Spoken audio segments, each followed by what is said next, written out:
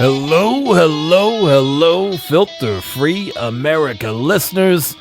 We are back together again, and holy shit, am I excited to share this episode with you. Now, if you're have not been a regular listener over the last year, let me fill you in real fast. Filter Free Amerika podcast, I originally started this back in 2011, and it went on between 2011 and 2014. And in that time, I think we ended up getting around 200 episodes, 100 and something to 200 episodes. And then when I shut the podcast down to go do radio, I lost half of those episodes. I thought I lost all of the episodes. And then Tony Williamette, who was my producer back then, he came across a file of quite a few of them. And I've been going through them and then selecting some of the episodes that I thought were exceptional episodes that really stood the test of time, that could be released as classic episodes, so people who haven't heard them could get a chance to hear them, or people who enjoyed them before could listen to them again. And that's kind of the good thing about the concept of podcast that I do. I try to record an evergreen type episode where it will always be entertaining no matter when you listen to it. Well, I was going through that file again last night, and I thought I had, pretty much figured out all the ones that I had. And then I realized that there were a few episodes in there that were only labeled with dates on them. All right. Most of them had a title and a subject. So I thought, and I just kind of overlooked, I guess, the few of them that just had just dates on them. But I got bored and started clicking them. And I came across this episode that you're about to hear today. And holy shit, is it a good episode. It's a really good episode for two very important reasons. Okay. The first reason I'm going to talk about is it's the guest. Okay. The guest, was then and is now a fireman, right? He's a fireman, working for a fire department within the Twin Cities area here.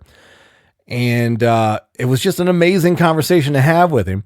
Cause we learned all kinds of fun stuff about the job of a firefighter, right? We learned about, about training. We learned about what it's like to live in a firehouse. We get a bunch of really wild firefighting stories, including a story about how he and his fire crew had to rescue a man who had his dick stuck in a 2-liter soda bottle, right? You're not going to get that at every podcast you listen to.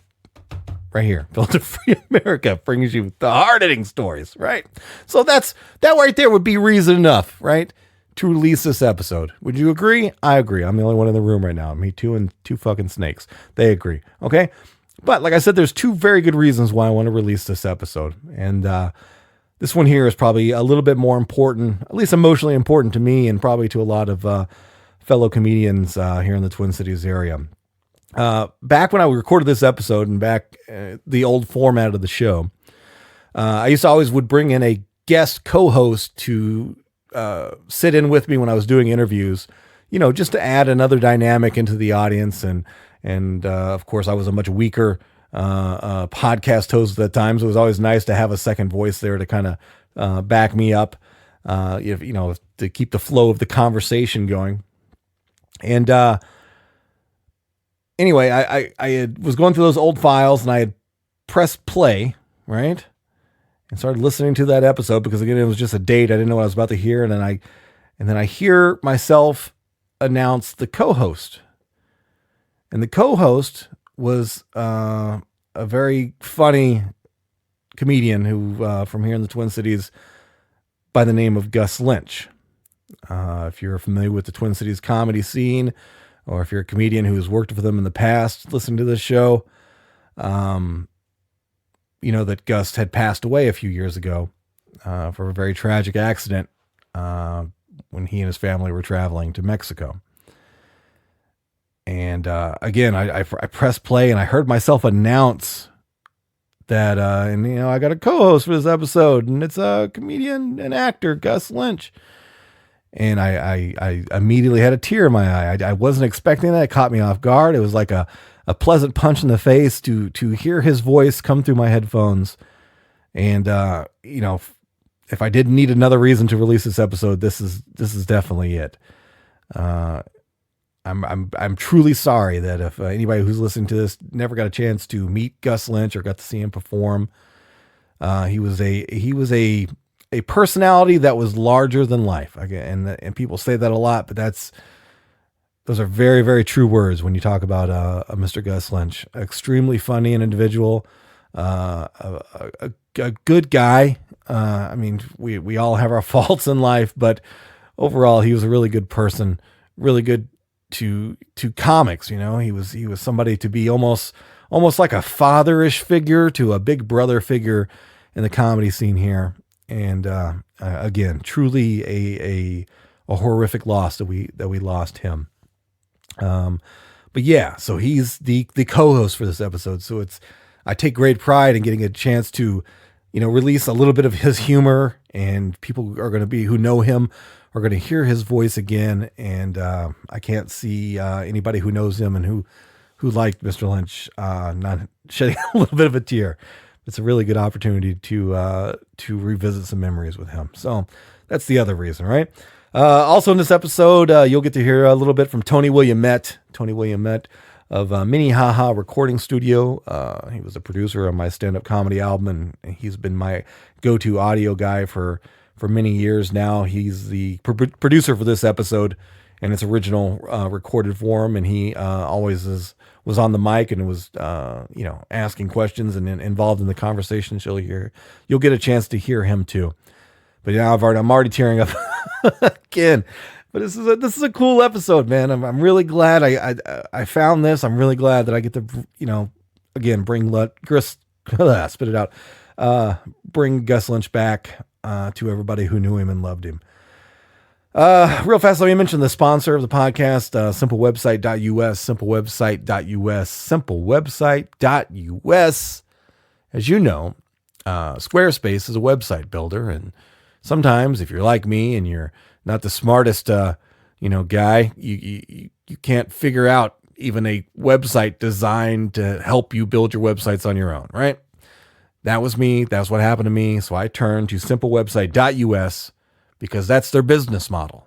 They use the Squarespace website builder, and they make websites for people, right? They have mastered all the skills, all the tricks and tips that you need to build a really good Squarespace website, and they do it for you. And that's what they did, right? I told them what I wanted. They built my website, and now as it stands, it's filterfreeamerica.com, filterfreeamerica.com, America intentionally misspelled with the letter K.com, so you can see what they can do. But please make sure you go to simplewebsite.us, even if you don't need a whole lot of help like me, right? If you just need a little bit of help, go to them. They will help you do that as well, too. If it's just one or two things, they'll be more than happy to help take your website that you're already building to the next level and improve it in any way that you haven't figured out on your own. Also, if you want to completely do it on your own and you don't want their help, I still advise you to go to simplewebsite.us, because when you get there, you will find some free tips and tricks that they just provide to people, right, to help them out if they decide to do it on their own. That's just free information for you for just going to the website. So yeah, simplewebsite.us. All right. I'm all right. I got tears streaming down my face. I want to go ahead and kick this episode off so we can move past it. So we're talking to my buddy Chris, who is also a comedian. I don't think he does comedy too much anymore, but he's super funny. And that's in this episode, if aside from, getting to hear Gus, this is a really funny episode. We had a lot of fun on this episode. There's a lot of jokes. We cover everything we could possibly think of about a firefighter and had fun with it all the way around. So again, Chris Klavetter is the fireman and the guest, and my co-host is Gus Lynch. So we're just going to title this one really simply, I'm a Firefighter, with Chris Klavetter and Gus Lynch, right here on the Filter Free Amerika podcast. Let's go.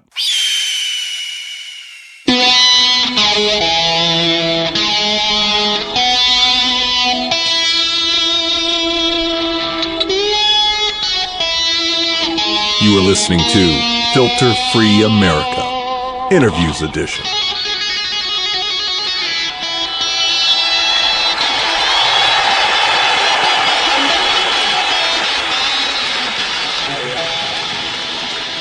Hello, Filter Free Amerika listeners. Joey Vincent is in your ears. That is me. I'm talking about myself in third person, so that's weird. It's a weird way to get going, but we're going to do it anyway. Today's date, October 6th, from the year 2013. This is an interviews edition of the Filter Free Amerika podcast, and as you regular listeners know, on these episodes, we bring in a cool, interesting, strange, talented, or some kind of guest that has a description word that attaches to it, and we interview them and we talk to them and we find out what they're about, what they do or whatever, and then we load it up and you listen to it, and hopefully one day it will pay off in millions of dollars coming to us one way or another. So here we go. Today's episode has a special guest as always. Our special guest host today is a comedian, actor, Gus Lynch.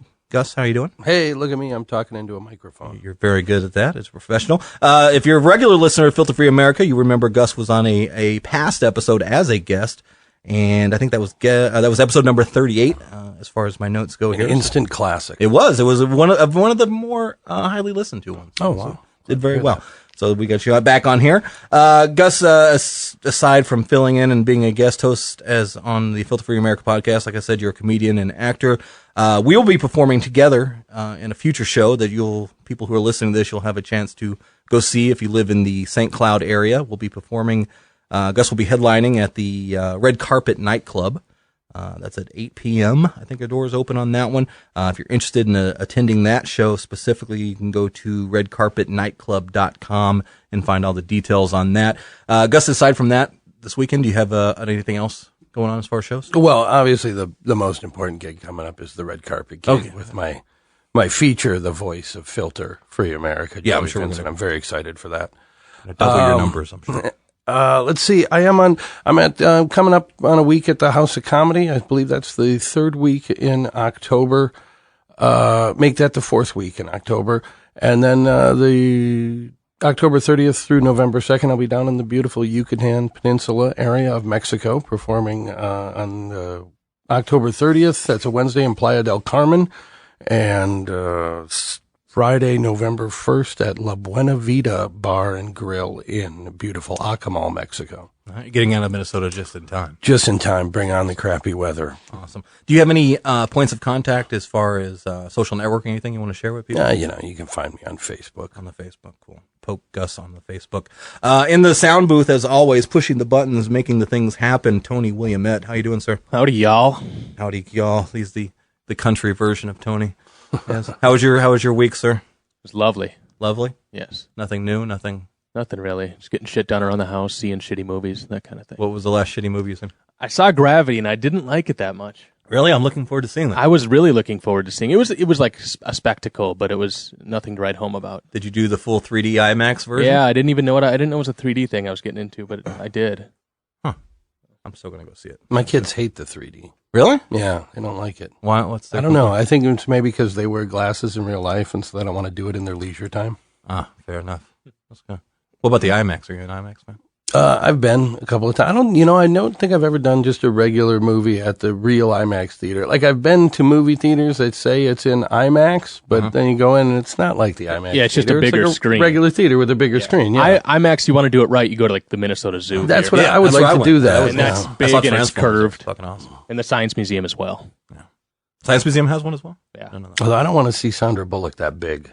I think, right? I'm not a fan of her, and I think that's one of the reasons I think she's just miscongeniality, just shitty rom-com, you know? Everybody has their place in life. I heard somebody call her our generation's Lucille Ball, and I almost threw up. Our generation loves her. Oh. Do they? Okay. Oh, glad I know. America's sweetheart, man. Intern Drew is not with us today. Drew is at his girlfriend's side, apparently watching his grandmother pass away, or her grandmother pass away. So I guess thoughts go out to her. And I did ask if we could record the death, but he said that probably wouldn't happen. Well, it's either sad or awkward, depending on if it's his grandma or her grandma. Yeah. Her grandma, so yeah, that's awkward then. Yeah, awkward. I don't know, regardless. But he'll be back for the next episode, probably. Let's talk about our guest today. Our guest today is not only an aspiring comedian, a very funny guy, he is also a professional firefighter. His name is Chris Klavetter. Am I pronouncing it? Klavetter. Klavetter. I might be wrong, so maybe you're right. Who knows? Let's go with my version. Let's go with that one. How are you doing, sir? Good. How about yourself? I'm marvelous. I'm glad to have you here finally. We've been working hard trying to get this interview to happen. It's been a struggle, but it's the demand of your job, so that's kind of the way it is. Yeah. Real fast before we get going into the talking part, what about your points of contact, things like that? Do you have a website? Do you have Twitter? Facebook, Chris Klavetter. On the Twitter, it's at Chris Got Drunk. And on Reddit, just if you want to chat, it's German Panda user. Seriously? Yeah. Nice. I can't believe Chris Got Drunk was available. I think you'd have to be Chris Got Drunk 1347. Well, after Chris Farley died, it became available. I think a bunch of people tried, and then about halfway through, just went, "Oh, tacos!" Right. You Chris's are all alike. Nice. I'm sure there's a Christopher got intoxicated as well. He's the more professional of the two. Today's topic is obviously about firefighting. We're going to talk to Chris and kind of get the inside scoop on what it's like to be a firefighter, what it takes to be a firefighter. We're going to finish the episode up with some of the gore stories and some of the positive stories that experiences that he's had as far as being a firefighter. Before we do that, let's knock out. We have a fan mail today. This falls under the category of fan as opposed to hate mail. Tony, do you want to read that for us? Hello, gents. It's your good friend and fan of the show, Stevie. As always, your show both intrigues and offends, entertains and annoys, and excites and indulges and stifles me. Job well done. I find myself laughing and rolling my eyes simultaneously as I load my dishwasher and dust my living room. Those are not euphemisms. I literally only listen to your show while I'm cleaning my house, and it's getting very dirty, so please record more shows. My one critique, which is not actually a suggestion, but rather just a question, let's not get technical. Where are my girls at? There needs to be a stronger lady presence on your show. Not only because their soft voices mollycoddle their listeners, but also because sometimes you need there to diffuse trivial arguments we have. We have that instinct, science and stuff. Immediately following this will be some hate mail from the same email address, but I assure you it will not be me just trying to waste time. It will probably be some fancy liberal who wears Birkenstocks and went to, I don't know, Feminist University or FU. So watch out for that. Cheers. That's from Stevie Hotman. Stevie Hotman, former guest. She was actually a guest on another popular episode. She was on, because all of our episodes are popular. She was on episode 42, and we discussed bipolar disorder. I think was the thing. Well, we should get a lady on here. I thought that a lady who's also a minority would be nice, because it's very white and penis attached here. I've always thought that you're plenty of lady presence on the show. Fair enough. You had an actual woman do it, it'd feel like The View. That's true. Too much estrogen. Might fuck up the whole chemistry. If we had a lady intern, that would be ideal, I think, right? Yeah. But that is hot. Yeah, that's Lady true. intern, that's very To hot. do anything. Just call her lady intern. Robert was talking We didn't about call that her last name. episode. Yeah, we talked about that before, as kicking around the idea, but then Drew. Interness. Yes.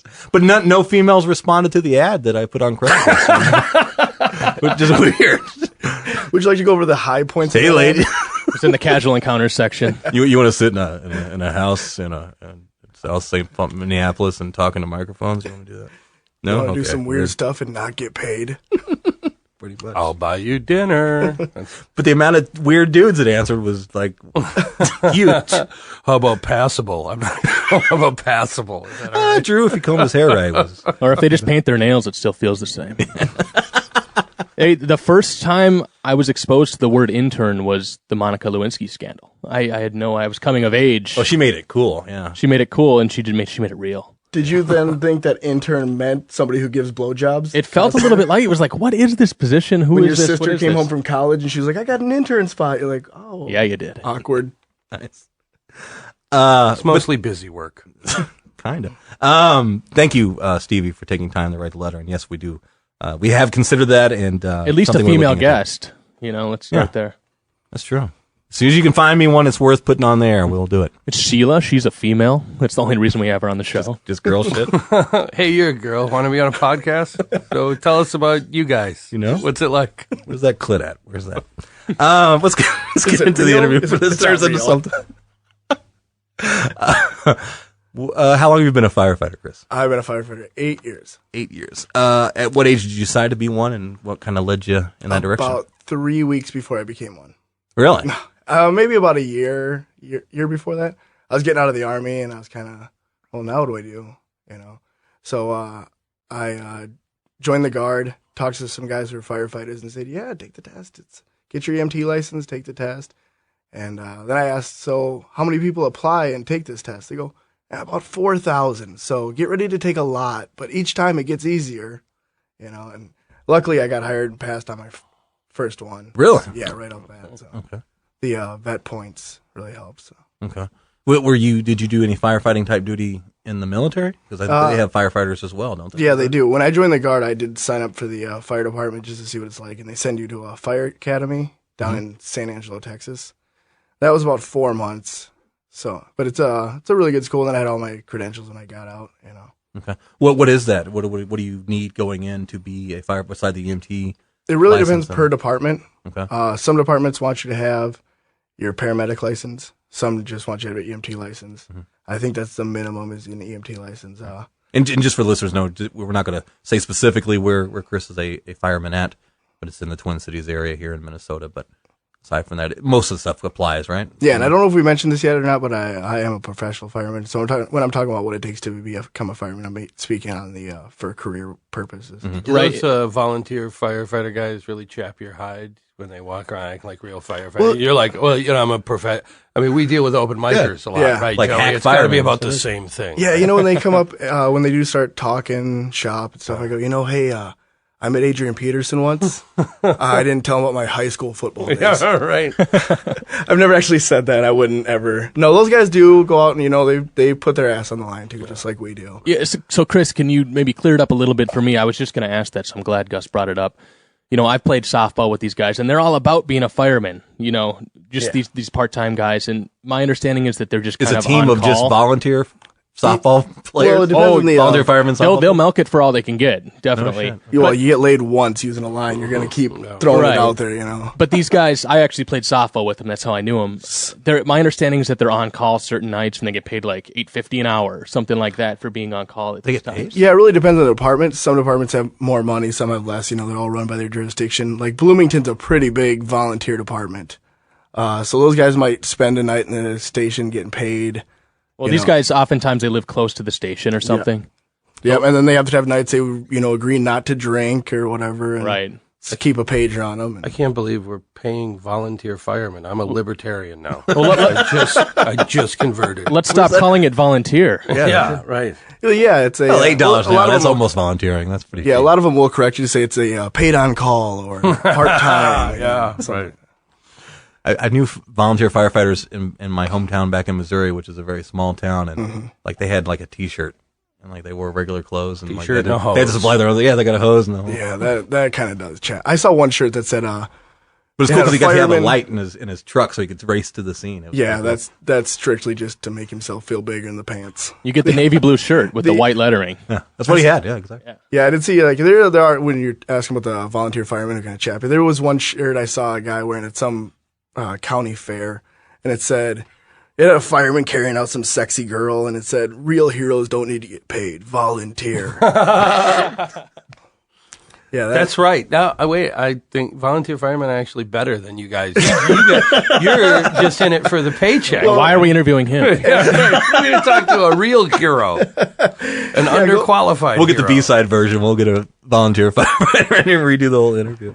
he wouldn't have the energy to get up the steps to get in here. I was going to say the volunteer guy that I knew very well was a very overweight guy, even larger than myself. He was very I don't think he could rest for me if he Real wanted to. strict physical requirements on those volunteer guys. Hey, who's willing to do this for free? We're not going to get much pickier right, than that. Right.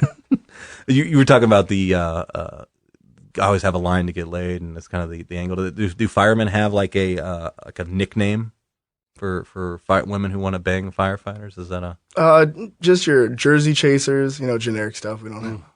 Jersey We got to come up with one. Because, it's hard to give a blanket statement to all women. So Right. they all kind of dig us to it. You're so different on the recording. It's weird. I'm just kidding. I lost my point of the thing. Hose? Hose. Hose. Nice. Wow. The hoses. Urban Dictionary. Somebody's right going to now. write you and be like, fuck that, we do have a name for him. Good. So, is there anything about the job that once you started it, you didn't see coming, good or bad?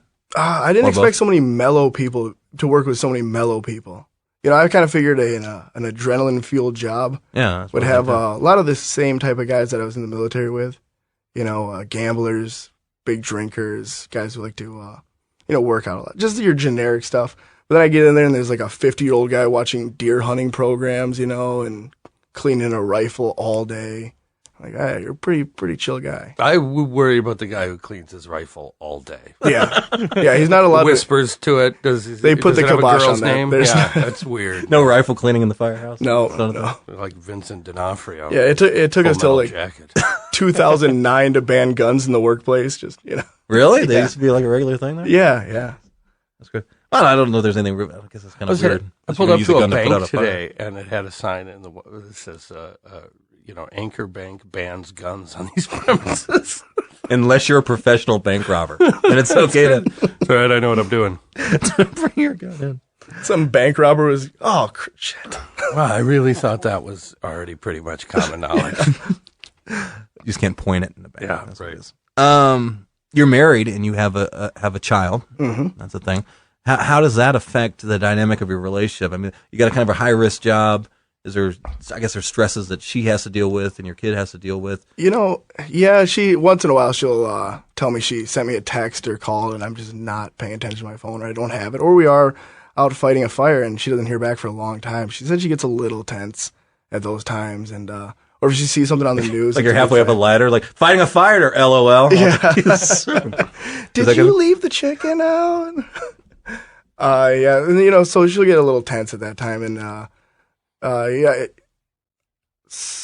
guess life insurance is a really good thing. Right. Nice to have that covered. So you don't really worry that much because like, I'm pretty replaceable, just the cash.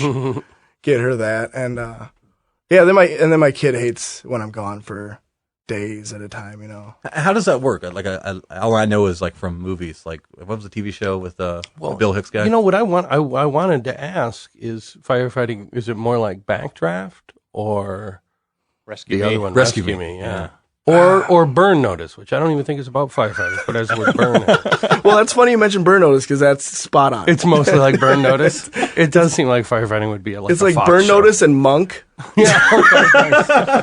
But with flames sometimes and rescuing kitties. Yeah, it's like every other movie thing. It's the movies are always way more hyped up. But I guess if you had to give me those two to pick from, I'm gonna go Rescue Me. Backdraft was pretty. Nobody calls each other Axe or Bull, or if you get a nickname. Now I'm so bummed out. I thought you guys all had cool Top Gun nicknames. If you get a nickname, it's something you don't want ever thrown at you. Do you have a nickname for Ellen? I don't, but douchebag. Grab the hose, douchebag. So, Chris, how many hours on average? I mean, it probably doesn't average out, but is it 40 hours to 80 hours, or how do your averages weeks out work? to 56 hours a week. Really? Yeah, and That's it? Like, yeah. does that count the time that you're just chilling in the house? Well, that's the average because we'll go day on and then the next day off, and we'll do that 4 times. Even if there's a raging fire? Well, there's other shifts. It's not just like Thursday's a no fire day. But there's not like all hands on deck day? Oh, there is that. There's, your mass casualty incidents or, just the whole downtown just lit up. And they have a callback system that I don't know if they've ever implemented, but on times like 9/11, New York has a callback system and they can do that. But is that like a major event where people who are no longer firemen would get called back in? No, that's just people who are off. Oh, okay. So you have A, B, and C shift. So if B and C are off, then they call you back in. And the good thing it's overtime. Bad thing is something terrible is happening. Right. So, is it also kind of like the movies where you guys are just all in a room, just bedded down like bunks and things like that? No, they're actually not long ago it was changed over. Once they started hiring females, there had to be walls. And it's funny to hear the old men complain about it because they don't know how gay they sound. They're like, what happened to the good old days when it's just a huge open bay and you could see each other sleeping? What? Did you start that with good old days? That's not a... Harkening back to the homoerotic. Yeah. You used to be able to walk around from the shower to your bed naked. Nobody said anything. Yeah, but now we have women who ruined all that. Ruined all the good dick gazing. Yes. To go on. Kind of talking, you'd mentioned 9/11. What kind of changes and let's see, so you missed the I guess the rush. Yeah, I came after. And did that have any influence on you at all in your decision-making process? Like, well, I was in the Army during 9/11, so that's kind of my focal point during 9/11. You know, I didn't really think about the firefighting thing, but it is.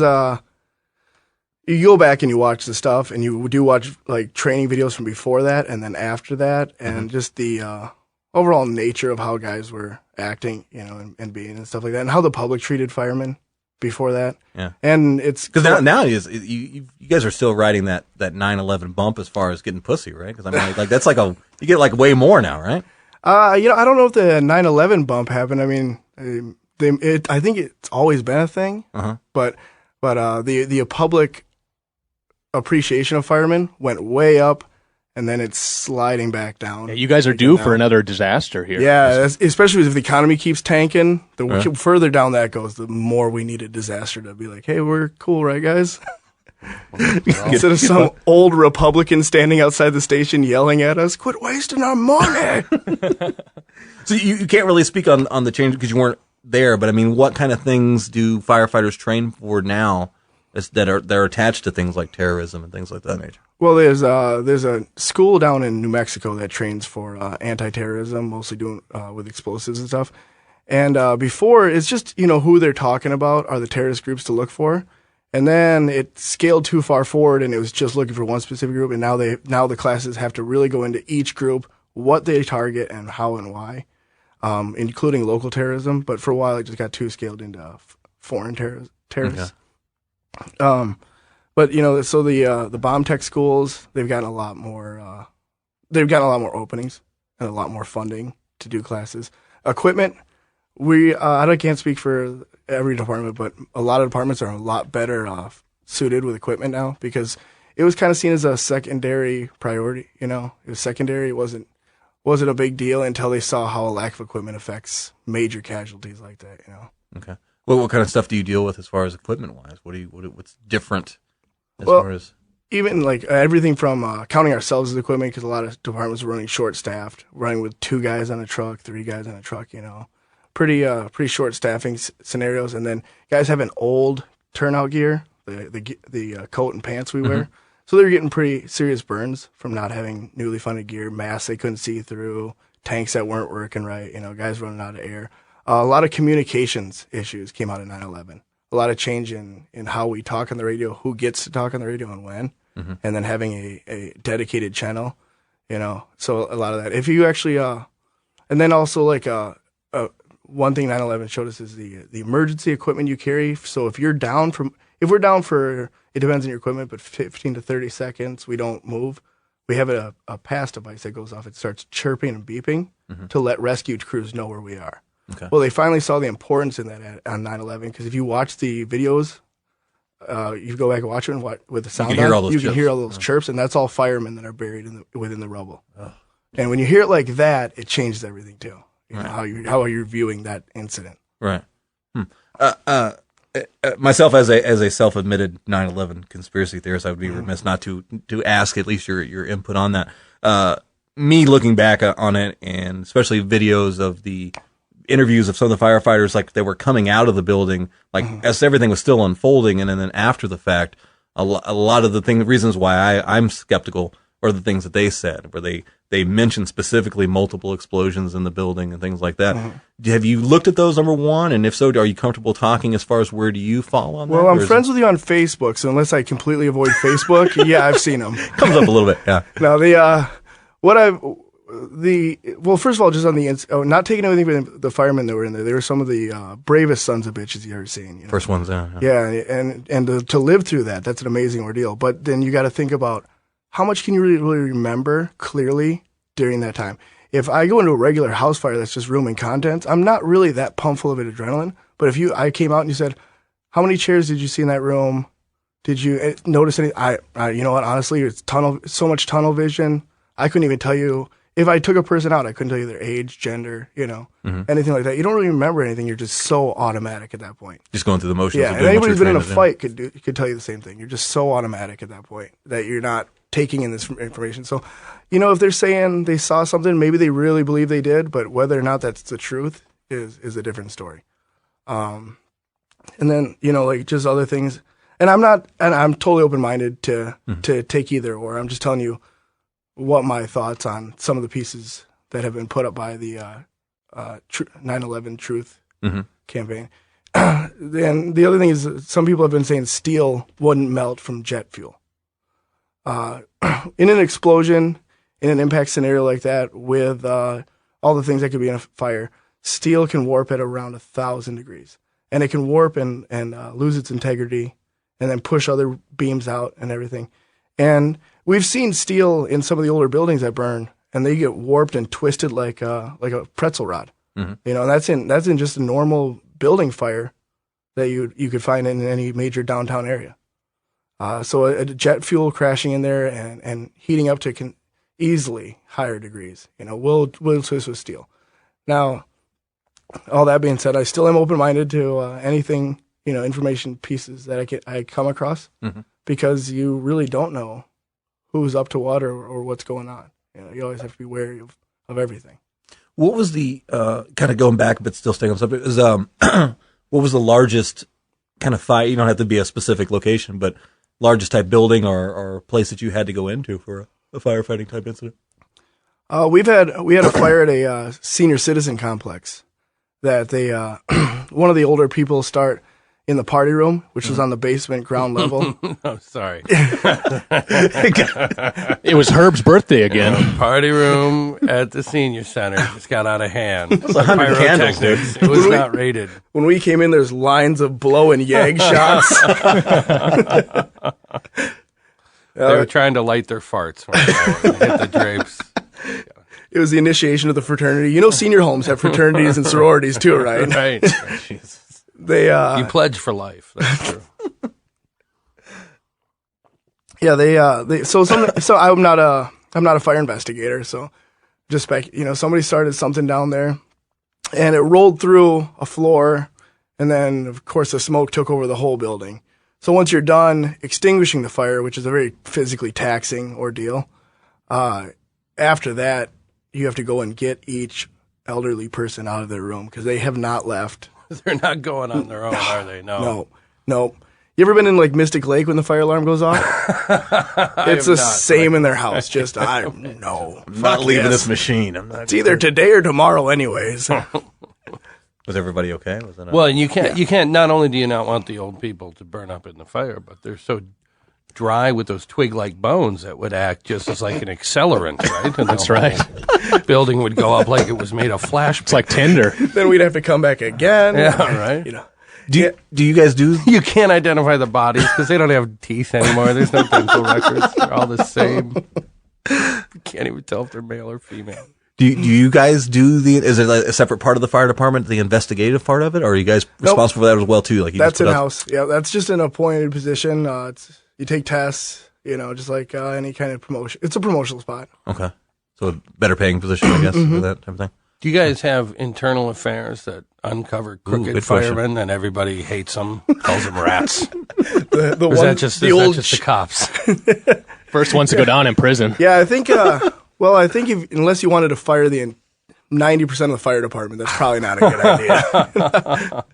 No, there's nothing we can, we don't really have a power to abuse. So I guess that's not really, unless you're like a serial arsonist. Like I was going to say, that's only a bad story I ever hear is like when a fireman goes rogue and starts fire so he could be the hero and put him out. That's kind of the basic storyline. I always wondered if that came from like just a bored couple months. You just keep missing. You're like, God, I haven't seen a fire in a couple months. It wouldn't be a bad thing on my way here. Right. Yeah, Chris, how do you feel about arsonists? Are they the arch enemy here?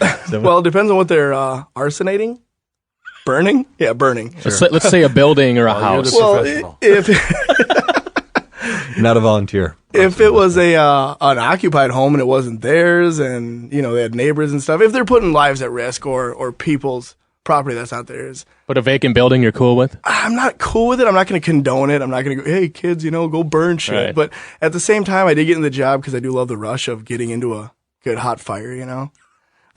So, and if it wasn't for guys like that, we're kind of a Superman Lex Luthor. We go back and forth. Right. Has there been any serial arsonists around? Really, they do exist. That's not just a thing. And there's serial arsonists. The group of them called ex-girlfriends. You're kidding me? Ex-girlfriends. What? That's their name? That's No. Ex-girlfriends burn Jesus everything. Christ. Remember the Andre Rison from the Atlanta Falcons? Later died in a car crash. Yeah. I never had a girlfriend do that. I had a girlfriend pour a can of black-eyed peas in my gas tank, though. My first fire was Jesus. True story. it was an ex-girlfriend who caught her boyfriend cheating on her. So when she knew he wasn't home, she went and Googled how to burn a house quicker, which has to do with some certain, and it goes into she had to cut certain patterns. How to burn a house quicker and not get caught. She had to cut certain patterns into the foundation and into parts of the home to get it to. Oh, she was doing this shit for real. Yeah, she had saws in there and everything. And then she lit that thing up. And when we got there, we were I think we were the first crew to get there. And one of the windows, I remember seeing it just shatter out like somebody smashed it. And then a huge fireball just shot out. And I was on the job maybe a week at this point. Yeah. And then later on, the arsonist told us what had happened and who they got. The arsonet. Yeah, the arsonet. That is the most annoying thing about the internet is that you can look up how to do any illegal thing, but you can't erase the paper trail. That really bothers me. You gotta look it up on somebody else's computer, I guess. Yeah. Yeah, you used to be able to go to your local neighborhood crazy guy, get your anarchist Right, cookbook, right. pay cash, Analog. It's like Google all this illegal information at our fingertips, but if we act upon it. I mean, yeah, you could go to the library and do it, but who's got that kind of time? I'm sorry, a what? Where homeless people go. Just follow one of them.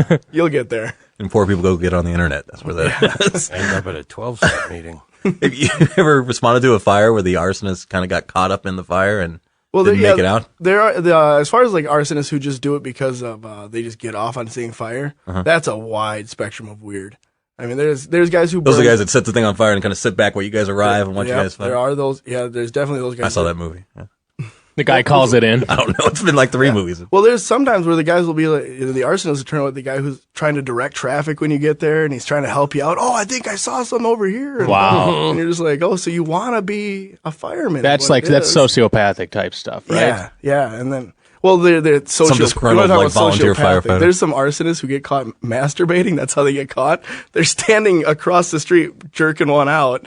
I was joking. That's serious? That's a thing? That's I've actually heard Fire that fetish. too. Yeah, that's really weird. Yeah. Well, and we said that in Fire Academy when they were telling us what they go things to look for: people trying to help out too much, people who are always at the fires, people masturbating. Wow. And I don't know. Whoa, that should be first, right? That was my reaction. Is that what all this thick rubber is for? I'm noticing a ... Let's not just keep going. I stop the guy and I go, "Did you say masturbating?" He goes, "Yeah," and I go, "Yeah, that would seem a little weird, just like everyone else says." And the guy teaching the class goes, "Well, what's so weird about it? What?" Guys that are teaching the masturbating class. on the side of the street and there's no fire. Like, oh, that's perfectly normal. I can't get off until I hear women and children screaming in a burning building. I love the idea that the most helpful guy, civilian at the scene, is probably the dude that lit the fire. It's straight from the movie. That's beautiful. Do you think police ever have that, where like the murderer is doing CPR on the victim when they get there? According to Law and Order, Yeah, I was gonna say, at Law least and like Order. 3 times a season for the last 17 years or something. Maloney. All he's probably standing there watching us right now. Are you pissed that there's not a firefighter TV show? Oh, there is. There's Chicago Fire. Oh, that's yeah. And actually, when there's not a firefighter TV show, I'm kind of happy because they always just do it the most cheese dick way. Of course. Oh, yeah. I mean, otherwise, what are you going to do? Hang out, film a bunch of guys who are hungover first thing in the morning, eat lunch, and then... You would have to do a lot of editing to make it even a good reality show, right? Exactly. Yeah. Because it is the job. 90% of it is sitting around waiting for something to happen, isn't it? To being ready. Well, Or what percentage? Yeah, I mean, it depends on the department. Again, if you're in a department that has no medical side, yeah, that can get pretty slow. But we have the ambulance side too, so we have to respond in the ambulances, and we're the paramedics and EMTs of the town, and that keeps you busy because there's people calling an ambulance for everything you ever imagine calling an ambulance for. So growing up, I used to watch Rescue 911, hosted by William Shatner. Oh, yeah, that was a great show. And there was my favorite one was this kid gets his foot stuck in a toilet. How old are you? 26. Oh, you look a lot younger. Okay. Anyways, well, you're like, there's no way this guy's heard of Rescue 911. That's no, he's not even legal. I got the box set on Amazon, dude. Nobody watches reruns of that. Anyone can watch anything. I'm sorry. Sir. Anyways, he gets his foot caught in a toilet, and it's like the fire department's there helping out, and it's like, Jesus Christ, do we need the fire department? So that's one of these departments where they have to assist with the ambulances and all that stuff. No, we are the ambulance. Oh, okay. Yeah, we have an ambulance in the stations. Okay. And, depending on the call that the dispatch sends you on the ambulance. But yeah, we also go and get people's foots out of toilets So or you out guys- of dicks out of Pepsi bottles. You don't get to pick which truck you take. They tell you. You bid a truck, and then some don't have the ambulance attached. And then once you get some salt on, you can bid one of the ones out of the ambulance, so you can dial it back a bit. Okay. Yeah. It's the most ridiculous call you've ever been on. I just dick in a Pepsi bottle. That's literally a thing. yeah. Well, I mean, Wide mouth? no, in a just straight up Pepsi bottle, like How does that 2 liter or 24 ounce? 2 liter. But I think the openings is the same size. Yeah, definitely. It's just You comical. gotta go in soft, right? I would. Yeah. Is that why you brought the 2 liter to demonstrate the size here?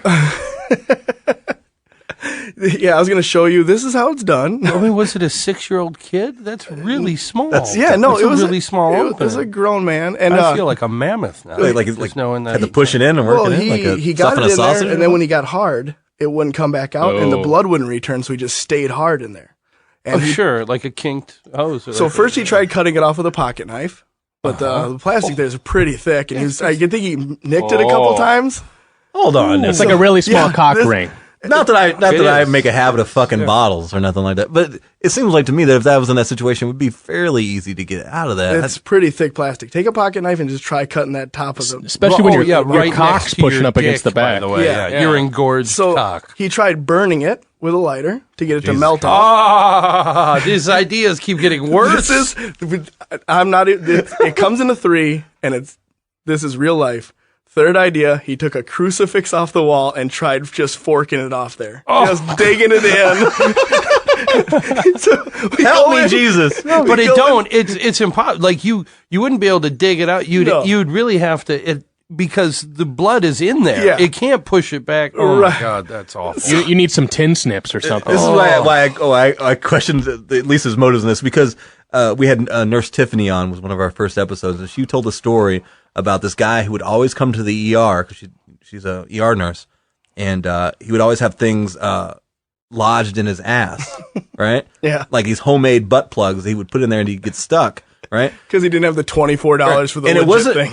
and the whole angle of it was he had a crush on the ER doctor. Oh. So he always wanted to go in there and have the Look doctor at my butthole. pull the thing out of his ass. So maybe that's what maybe the dude was into firemen. He's like, how can I get a fireman to come to play with my dick? I know. Let me stick my we dick have in this. that. We have thing. a guy who always falls and can't get himself up because he's around 6 bills, but he's always butt naked when he does it. He probably calls twice a week, butt naked, and he's just got pictures of dicks all over the It's the wall. only you action shitting he's me? getting is the he's- fireman. And a lot of the pictures are like a naked guy with a bigger dick cut and pasted over. He's got I do that. I do that. I gotta admit, I do that. That's not hilarious. enough. But Porn only star with dicks are too pictures of small. me, not of pictures of other dudes. That's weird. Yeah, so we do have the people who do calls for those reasons. But we had a guy call us because his daughter was bleeding and he can't get her bleeding to stop. So we hear a call. 3 days. A 12-year-old girl bleeding. We race over there. She's screaming at us, Dad. They're screaming at her dad, fuck you, get out. I don't want to talk to anybody. We're like, honey, you're a minor. We have to talk to you if your dad called. And he starts yelling. He's foreign, but I'm not going to do the accent because I was shitty at that. I just end up sounding racist. But he's telling us, get in. She's bleeding. We go, where's she bleeding from? And he goes, her. And he just hovers hands over his monkey. You know, he's like, she's bleeding. And we're like, she's having her period. He goes, no, I don't care. Get her out. Like, What? well, there's nothing wrong with her. So shoulder through the door. I wonder what country Actually, you live in. as a father of a daughter, I can see that. Just get her out. I can see that. Just call the fire department. I when mean, you she's do. my daughter's only 6, but I'm already looking ahead, going, yeah, I could just get her away, go away. Don't bring her. No, 3-day back away. vacation. Yeah. I wanted to ask this, so I forgot when we were talking about the dude with the Pepsi bottle. We gotta Yeah. go back to that. Oh, no, yeah. What was when you guys get there? Like, how did he try to explain it away? Like, I know there's a story. Like, he had to have Or he's like, hey, And dude, I was he'd trying to have fuck to this want bottle. to tell you. When too. we did I walk mean, in, he's holding a crucifix with a burnt up ring over his dick. So what's he gonna back out with there? it's kind of a no questions asked situation. Let me Yeah, just- I'm sure he tried to think of something. It was just like, shit. I want if you ever hear this episode, sir, please come on the podcast so we can discuss this fetish. By the way, I'm sure this guy's just jumping at the chance to tell Him and- that story and- to somebody. he was doing everything he could to not. I mean, steps 1, 2, and 3 we already talked about, and then this is his worst nightmare: is us sharing this. A fireman coming and sharing it to everyone. It's not like he's gonna go on a podcast and tell It everybody. happened somewhere in the Twin Cities metropolitan area. Someone's got to tell the story. That's still, I can't, it had to be a really little dick, though. Yeah, I'm looking, I mean- there is a 2-liter within sight, and I keep eyeing it going, boy, even after swimming in Lake Superior. Oh yeah, he had a thumbprint dick. How'd you get it on? We didn't get up. We just took him to the ER, put a blanket over him, and said, "Just hang in there, buddy. Hang in there." Break out the Actually, other Sawzall. night, we had I just remembered this one, same cock ring deal. Just the night I couldn't come on the last time. And he was old. Is that why you couldn't come on? What is it, Reverend? Dude, I got a cock You have ring a thing cock going ring call down. you had to go? No, I Can't got miss called this. in for to go into work on an overtime day. Say no more. And this guy at an old folks home for priests or preachers. Really? Yeah, not Good the already. Catholic guys with the Beautiful. dot. The other guys, you know. He had his dick stuck in a 6-year-old. No, Is that he what it had, he had his dick stuck in a homemade cock ring. And Yeah. Oh, you always want to go store bought when you're talking about cock ring. That's gotta Yeah, be you do. DIY. I think they have like a quick release, I'd imagine, right? I don't know. No idea. A what? What was it made out of? We need a David Carradine fan here now to tell us how the cock.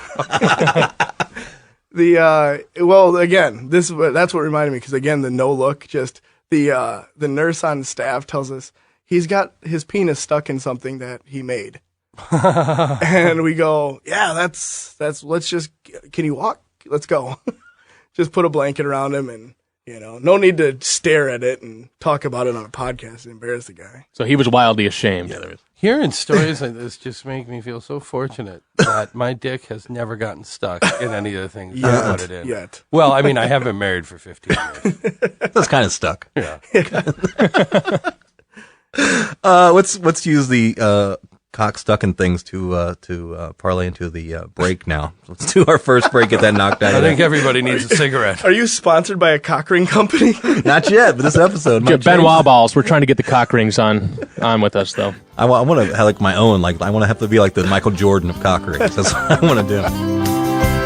When you hear the dispatch call, run, grab your helmet from the wall, slide down the pole quick as you can. If you want to be a fireman, raise up the big. And we're back, Filter Free Amerika listeners. Thank you for hanging out with us.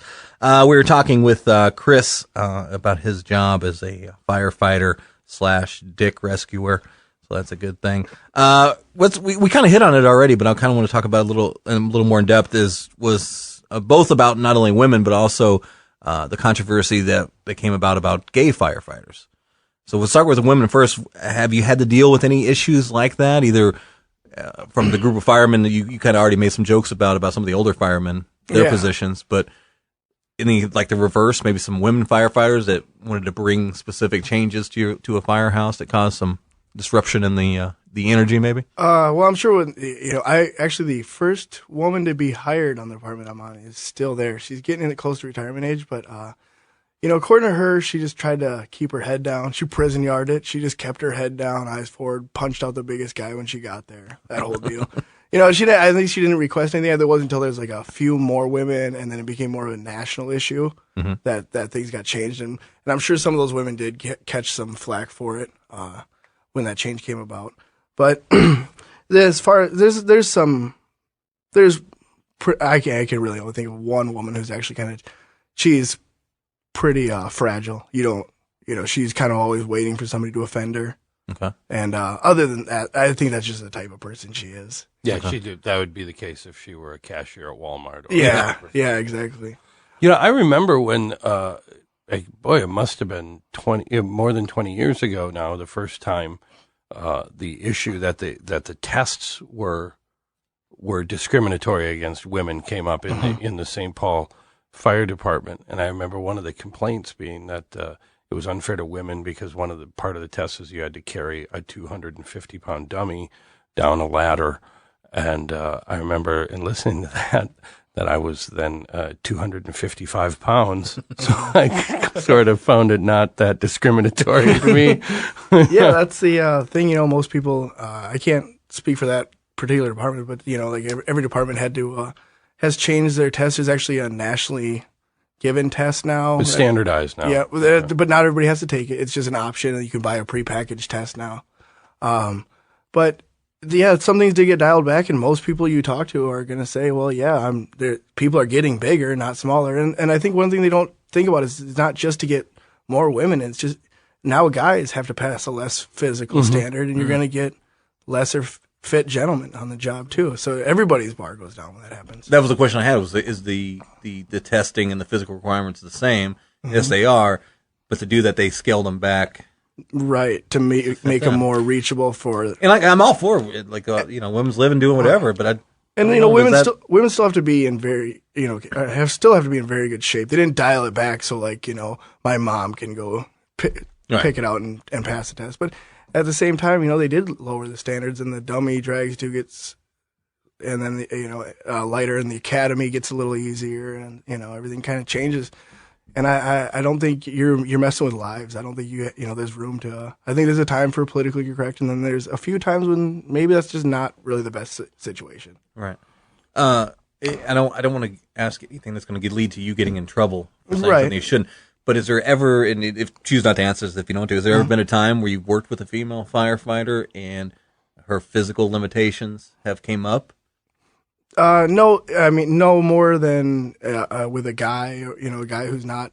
She probably couldn't lift the 600-pound guy up. Right. No, never an issue where it's been anything that's particularly because she's a woman and out of shape or whatever. And our physical standards at the particular department I work for are still high enough that if you are a woman and you're on the job, you definitely earned it. You definitely earned that spot. It has been dialed back so far that it's a gimme. So they're going to be an in-shape woman. And a lot of them do feel that pressure to stay in tip-top shape because they know the eyes, they're always under a microscope, Okay. So usually not. But there's maybe I just not remember. And I know there's issues with guys who weren't. I'm trying to rack my brain right now trying to think of any other reason why a woman firefighter would have a problem. That's the only thing I can think of. It's just the ability to not my opinion. Lift and the uniforms aren't very flattering. I hate that. No, I would assume any woman who's employed as a firefighter is able to handle it. I mean, it's not like women from all walks of life were flocking into that. That profession. You got to want to do it, right? I would think if they're there, they can handle it. I wouldn't have any problem with a truck full of female firefighters. Pretty good. I get my penis stuck in a bottle every day. Yeah, right. No, but seriously, I'm sure they do a great job. I think the in-house issue that is seldom brought up, but it's not my opinion by any means, but there are a few guys who think that when you bring a woman into the house, you're living with her for a third of your life. Sleep in there. And you guys all get to sleep with her? Is that how? Right. That's part of the initiation. You can get jumped in, or no, wait, that's when I was in the Bloods. Never mind. No, there was She has to ride every pole. Is what it is. Some guys think they can't speak freely because there's a woman in the house. Or they think they can't go to the bathroom without clothes on, and they feel restricted from that. And it's you got to remind them you are at work. It still is your job. I just love that attitude, that locker room, like when they say the presence of women here won't let us act as awful as we want to act. And it's like, maybe you shouldn't be acting that awfully anyway, regardless. Or maybe given a section of the test that you have to be this mentally child, you have to be this immature, this 14-year-old boy-like to work here. So, well, I remember that was one of the, speaking from the other side, is one of the most trivial things that some issues that came up was like, I don't remember where the firehouse was, where in the country, but somebody had, a male firefighter got mad or upset because the woman wanted him to pull down the pictures of the women. He had naked women in his locker or some shit like that. It's like, that's a stupid. Like, Yeah, really? I think maybe she you should don't not get a need job because of naked that? pictures in your locker. Maybe you don't. That's what lockers are for. Don't you have a smartphone? You can look at naked pictures all This you is want. probably before smartphones. Yeah, and pre-smartphone. Oh God, the I know- dark ages. I know there were some stations where that had to throw out quite a considerable amount of pornography. They used to be just laying everywhere. That's so creepy. Well, first, That's what I it want was out of a my fire firehouses. hazard, Number Yeah. one, it was a fire hazard. I've been yeah. into a barber shop where the guy had penthouses out, and it's really, Really? weird. It's really weird. I think. I don't know. Yeah, and you're wondering who grabbed it last. Yeah, right. You know, And pornography in a firehouse. That's the gayest thing I've ever heard in my life. and we share a bathroom, so when you walk Yeah. in and you see a penthouse in the stall, you're like, well, I know. Now I know. I want that out of my firehouses and my firemen. I don't need them all tired with worked out forearms when they come. I don't know. That might relax me and just be freshly jerked before running into a fire. No, it's always when you get back from the fire because you're all ramped up. Because you guys get off on fires too. That's what it is. Do you guys have a house dog, firehouse dog? Nope, we're not allowed to have dogs in the station because of people's allergies and stuff. Oh, my God. Pussification. Yeah, well, you know, Totally. the dog thing isn't. It's not. There was never it was never a companionship reason why they had the fire station dog. What is the story behind the Dalmatian and all that? Well, I don't. Dalmatians, you might know, they're really mean dogs. Mm-hmm. They're very vicious dogs. They make pit bulls look like saints, you know. Which pit bulls are nice. Minus. Most are, but Dalmatians are really mean. The fire station used to be pulled by the fire trucks used to be pulled by horses, and the streets were just people walking like idiots around, you know. And the dog would run in front of the horses and barking, letting them know, hey, there's a horse coming, and it's not, you know, horse carrying a fire truck, and it's not stopping. And so when people saw the dog, they would get the fuck out of the way then. Oh. And that's why you kept the dog in the station. So it's a throwback to all Right, that. and so once they got rid of the horses, well, you don't really Well, need the and dog invented anymore. the siren. Yeah, so they that was the reason. Yeah, the Dalmatian was the first siren, and then also the reason they picked the Dalmatian because it was so mean. Because if anybody did was like, oh, I don't give a shit, you know, like they do now. Still, Take the a chunk right would- out of their ass. Right, exactly. And then the fireman would kick them on the way by. I think. Yes. Something. You ever been attacked by a dog at a fire? Like a dog freaking out and you got to try to see that you ever had to deal with that? Yeah, but it was like one of those 5-pound dogs, Oh, okay. whatever. And I picked it up by the back of the neck when it started chomping at my boot, and then it just started pissing all over me. And then the lady who owned the house started screaming at me about her dog. I'm like, your kitchen's on fire. You need to leave. And she's like, she thought I was going to throw the dog in there, maybe. I don't know. Would have been interesting. Do you actually have to rescue kittens from trees? No. Never happened. That's Never just had a that cliche. call. Yeah. Okay. Yeah. I'm allergic to cats, so I'd sit it out. Sorry, lady. That cat's up there for good. It'll come down eventually. Back to the female firefighter, gay firefighter thing. Yeah. Now the gay thing is probably progressed quite a bit since that first happened as well too. Were you ever in a firehouse situation that had to deal with that as far as a Yeah, gay actually, firefighter coming in? And A then, couple years after I got on, the first openly gay firefighter in our department was hired. Okay. Nobody else on the department was The rest of you admittedly were gay. still closeted. Yeah, all the gays on the department were still well and hidden, tucked away neatly. But no, he came on and he's right up front about it. Yeah, something you might want to know about me. I'm gay, and if anybody's got a problem about it, you want to talk about it, we can do it now. Otherwise, this forum's going to close. And then everybody's kind of, it was 2008-ish. oh, everybody sucked a dick by then. huh? Yeah, everybody's yeah. like, common. well, yeah, I'm going to go back to watching tranny porn. See you later. On my smartphone. Amateur hour. He's just gay. Yeah. So he came out and, some people still keep it to themselves or talk about it when they're out drinking with other guys, but We gotta get kind of the point now where they're still young, hateful people, but the old, hateful, kind of old school people have kind of either moved on or burned up in a fire. or they get called out Yeah. pretty quickly. Firemen are aggressive by nature and they reflect society too. So in anywhere else you would go, somebody was like, yeah, I don't like queers. Most people are like, hey, shut up, douchebag. And that's what happens. And they're like, I don't care how old you are, how long you've been on. You're acting like an asshole. And they get dealt with. Are you guys like at a comfortable level now with gay firefighters, as in you will tease and give each other a hard time? Is that acceptable? Or is that It depends. Obviously, if you're not a friend of this particular openly gay fireman, it's best not to say anything and just be nice to him. Don't be an asshole just because you think like, oh, you can take shit. But But if he's giving you crap and, you know, they're it's like any other group of friends. Yeah, he's cool with some people. I would think just exposure to somebody like that, I think a lot of that sort of judginess and the fear is based on non-contact a lot of times. And I would think if you're working in a firehouse with a guy and the guy's good at his job, and then, it would take about, 2 weeks to realize, oh, he's a guy. He's a guy. He's a fireman. I don't know. Yeah, and that's exactly how it is.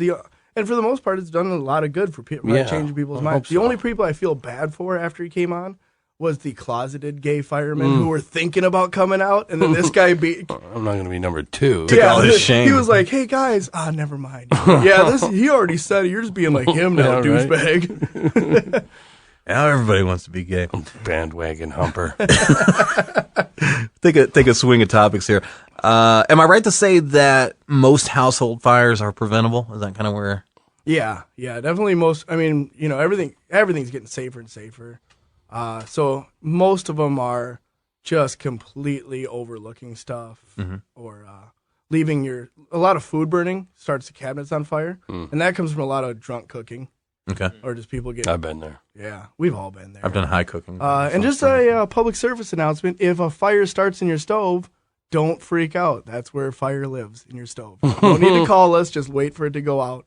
It'll run out of oxygen sooner or later. Close the lid and leave it there. Yeah. Is that kind of the most common then, is as far as household fires, is cooking related type things? Is there? Yeah, smoking in bed's really gone down. Yeah, I would think, right? Yeah. Is that 'cause- that's like the grossest thing ever? Right.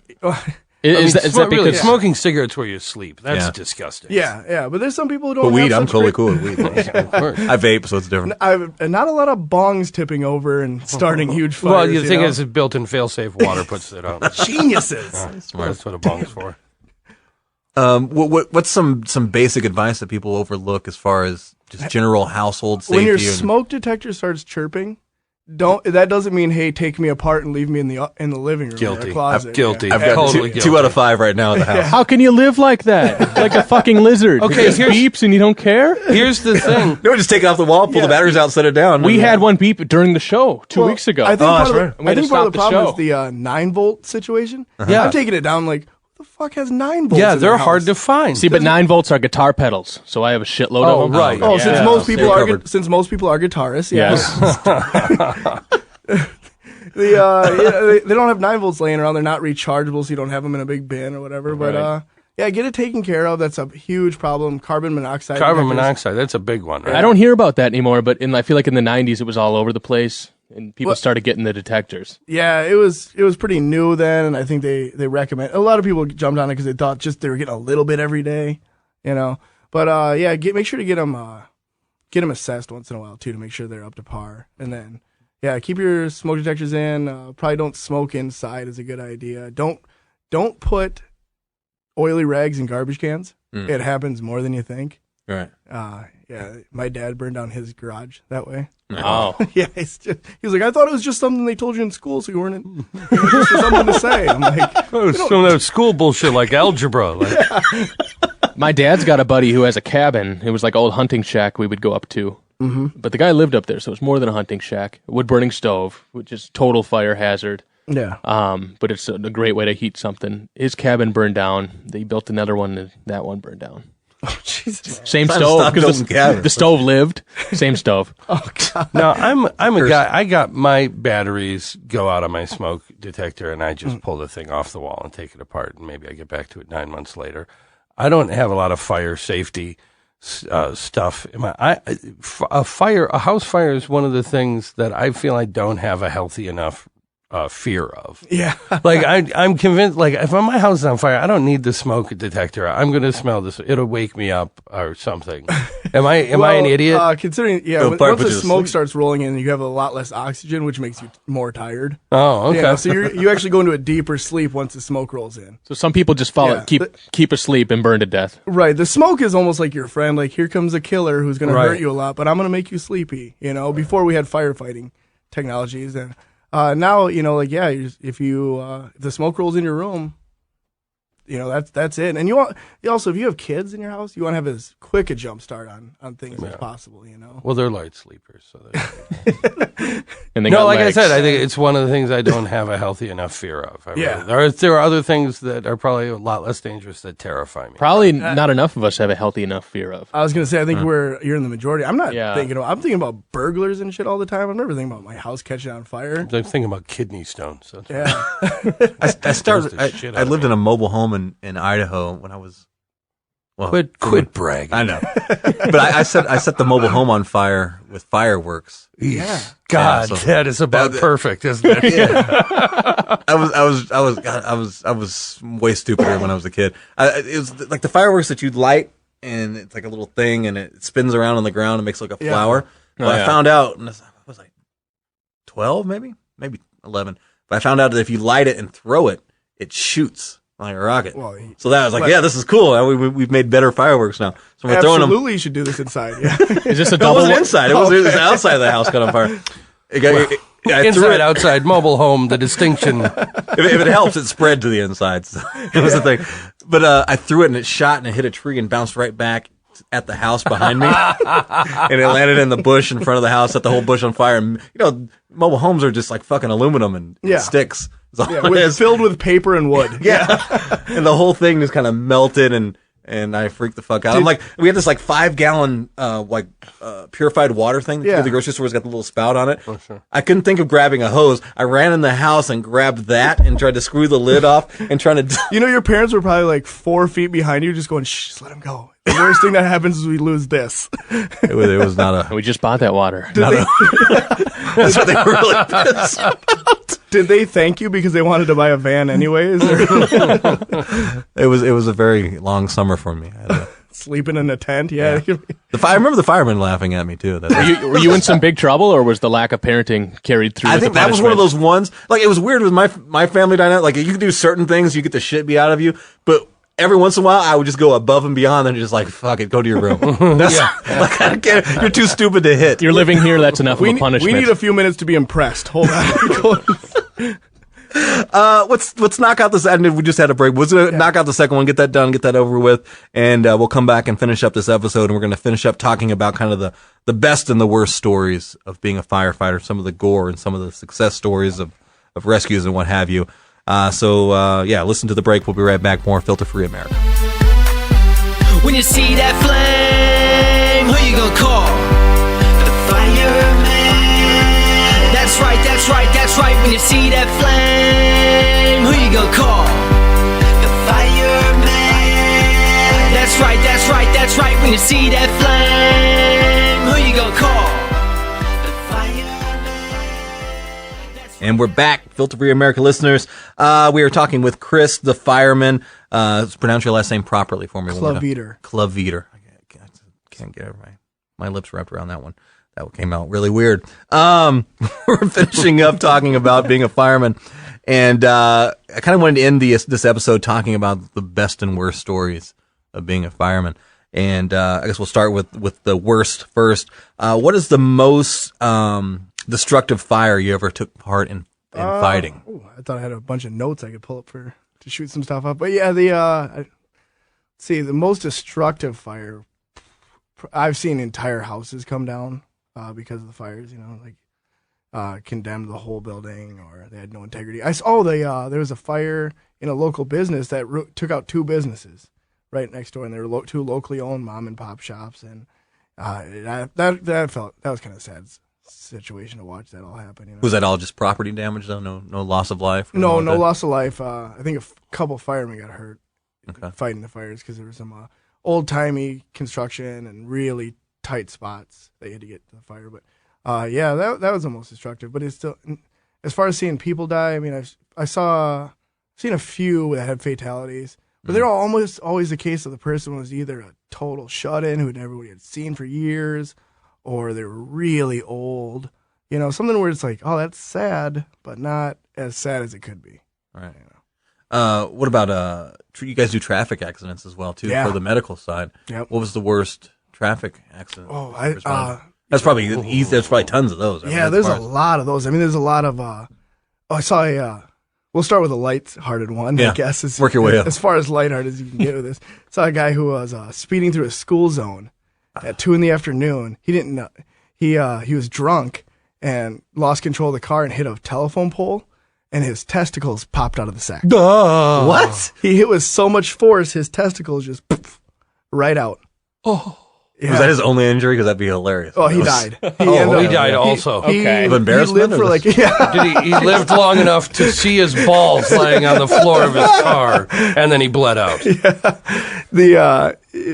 He lived for like a couple hours or whatever, and I just remember thinking like, doing everything you can to help the guy, but then also thinking, yeah, you know what? You speed through, you're doing 60 through a school zone while you're drunk and while there's school in session.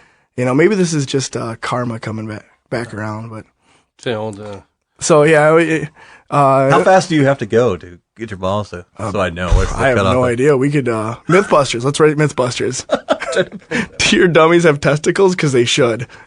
What was the most graphic or horrific accident? There's I went to one where a lady was texting and driving, and she went up on the sidewalk. First day of summer, school just got out an hour before. Ran a girl over, cut her so badly the bleeding in her legs had stopped, and the wounds in her legs were probably about a few inches deep, and they were bone dry because all the blood had to fight to keep the organs alive. And the lady tried driving off after she ran this girl over, and somebody stopped her, and then the police took her phone and said, looked through it and found she was texting and driving, and she was really trying to get off on it. And I'm like, she could see this little girl, and I think the little girl lived with some major complications.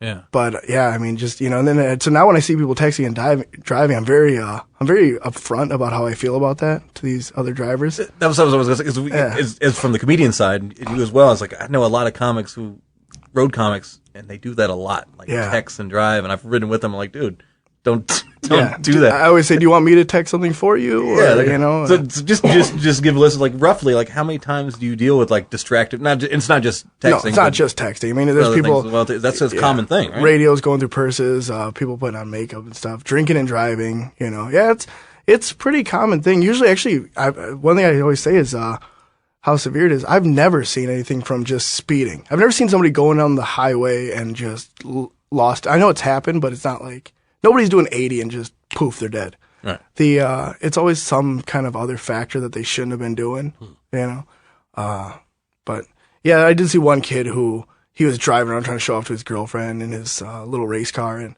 he was 17 and he hit a bunch of mailboxes and banged his knee, and he was crying the whole time. And I go, so let me get this straight. You're trying to show you're a tough guy, and now you're just sitting here bawling your eyes out. I go, you're a 17-year-old man. Stop crying. Just stop crying, okay? Suck it up. Yeah. Wow, shamed by an EMT. The worst.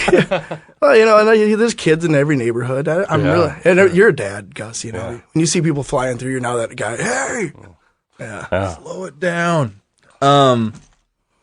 You kind of touched on this one. What does the smell of a burned body smell like? Have you smelled that? Is that a? Well, we usually have masks on, and by the time we take them off, there's so much ventilation. I've never really a dead body though. Oh man, that's a very distinct, noticeable smell, right? And it permeates through any buildings, any walls, anything. It's amazing how far that smell can travel. In times that you've responded like just dead bodies found type thing, or suicide dead bodies, type thing, or there's even the instances where there's people who are rotting into their bedding or their couch that they're stuck on, and you can smell that too. Their skin just decaying. I've heard that the scent is assertive without being pushy. For death? Yeah. No, it's pushy. It's punchy right in the face. It's terrible. Especially when the longer they've been dead, the worse the smell gets, obviously, and the less healthy they are. It just gets really ripe. So that'd be pretty funky. Yeah, you'd be pretty funky, but probably you're not actually as big. From an EMT point of view, you're a pretty thin dude. Really? Yeah. Wow. What are you getting close to 3? No, over 3. Oh, you're close to 340 right now. Oh, you're still only half though. You're still a tiny man. Well, that's good. I saw you getting up on your own. You're doing fine. We had a cheeseburger tonight then. Thanks, dude. We picked up a guy the other night. He's 5'9", 750. Whoa. What? Yeah, and he called an ambulance. He goes, it's the only way I get anywhere now. Are you fucking shitting me? Because I can't fit in cars. Wow. Can't he goes? You just told a story about the 600. I would not have guessed that there was more than people in this area. We have a couple 750s. We had a lady who was pushing into getting close to 9. Wow, you must have the location of their houses like marked with push pins on your map. Yeah, well, it's funny because it's just in your head. Yeah, you hear the address come in, you go, okay, I know who that is. Yeah. And you can be in an apartment with 50 people, and you're like, I know which one of the 50s calling. The Domino's pizza guy used to be like that for me. He would know where he's probably the phone wondering. would ring, and he's like, "Yeah, I know." Did you tell him when you moved away, or There, does he just? there was a moment when I was in my first apartment. I was 18. This isn't relevant to anything, but me and one man Dan Davila lived together. We ordered so much pizza. This is before call waiting, right? So I called Domino's one day and I gave my order, and the guy says, "Yeah, you guys are at 3515 Maryland, right?" I hadn't given him the address yet. Okay, a little less pizza, I guess. Guys knew me by voice. Gus. Sorry, but I got to segue back to the traffic. Oh, the relevant stuff, yeah.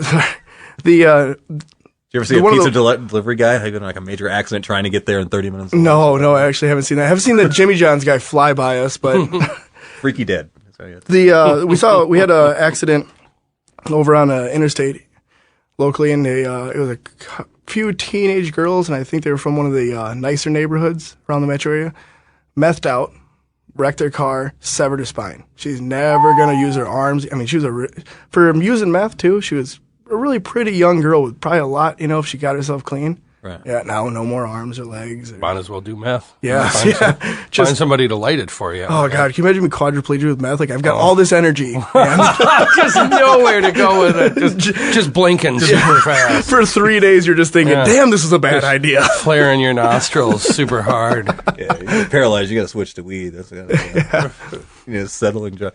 You guys respond to a lot of attempted suicides or suicides in progress or things like that? Oh, yeah. A lot of the bridges that you see, people, no matter how high the bridge is, it can be 4 feet off the ground. They think it's going to get the job done. If you're going to choose a bridge to kill yourself, go high. What's a good bridge around here? Which one? Yeah, something within a 10-minute drive. Minneapolis, right over the Mississippi, and Minneapolis has some good ones. I think U of M built one over there for the kids to help them out. Hey, so what's shovel-ready projects? The Smith Street Bridge in St. Paul, that's pretty high up there. Oh, right? yeah, the High Bridge. The High Bridge in St. Paul. Well, what's up with the part where you can jump off like a 50-foot cliff into water and just have a good time with your friends, but then people jump into the water and die? At what height do you start to die when you're going into the water? I have no idea. I heard that if you want to commit suicide by jumping, at least to hit something, you want to do it at least 7 stories, because it takes 7 stories to get to maximum velocity before you hit the ground. So you want a good chance of dying. You want to. I only know that because I did security at the Hotel Captain Cook in Anchorage, Alaska. And they had 3 towers, and they were all, and it was like a once-a-year thing, because for some reason they just had these balconies that people could just get out on and jump, and there's a lot of suicide in Alaska, so about once a year one would. But I feel like I could 40 stories, and if I did a pencil dive into like Lake Superior, I'd be fine. Oh yeah, if you got proper form, you're good no matter what. But a belly flop, forget it. Have you ever seen the documentary The Bridge? Oh yeah, I want that San Francisco. seal broke up, so he jumped out the Golden Gate, and because the seal was dicking off down there, he lived. And then the seal helped him out, but.